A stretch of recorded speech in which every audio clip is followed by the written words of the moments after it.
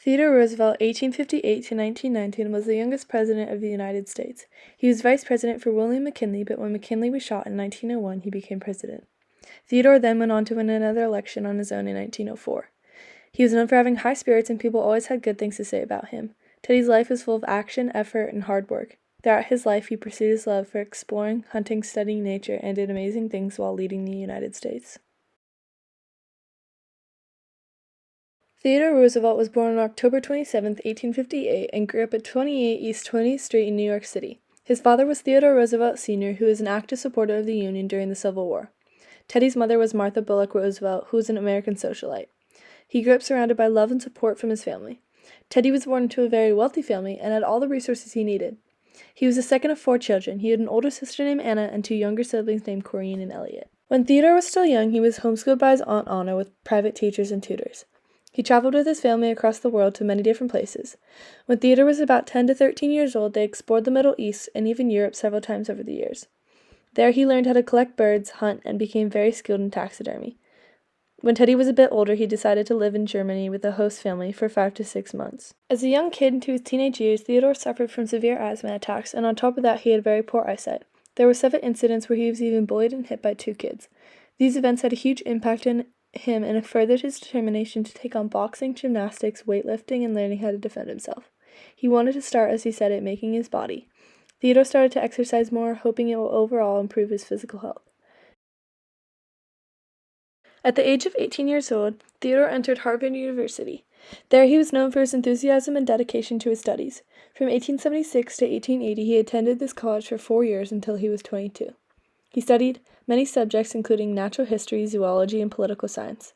Theodore loved to participate in class debates and discussions where he could share his ideas and joy for learning. During his time at Harvard, Theodore got involved in a wide variety of activities. He'd worked so hard as a child that he outgrew a lot of his weaknesses.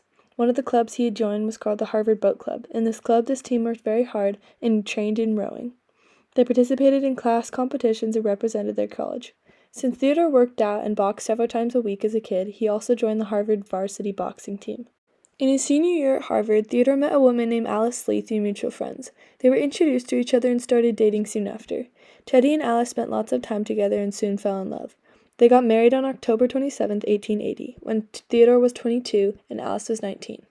Alice and Theodore both decided to move back to New York City right away, preparing to start a life together. A couple months later, at 23 years old, Teddy attended Columbia Law School but spent almost the whole year writing his very first book called The Naval History of the War of 1812.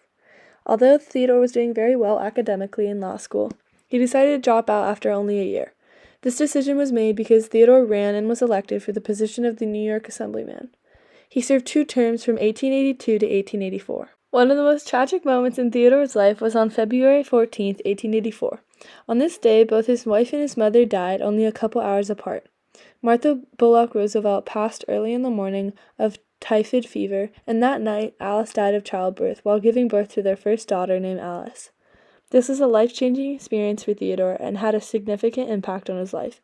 He spent the next 2 years on a ranch in Medora, Nevada, mourning and grieving his losses. Upon his return to New York City, he revisited an old friend from his childhood named Edith Kermit Carroll.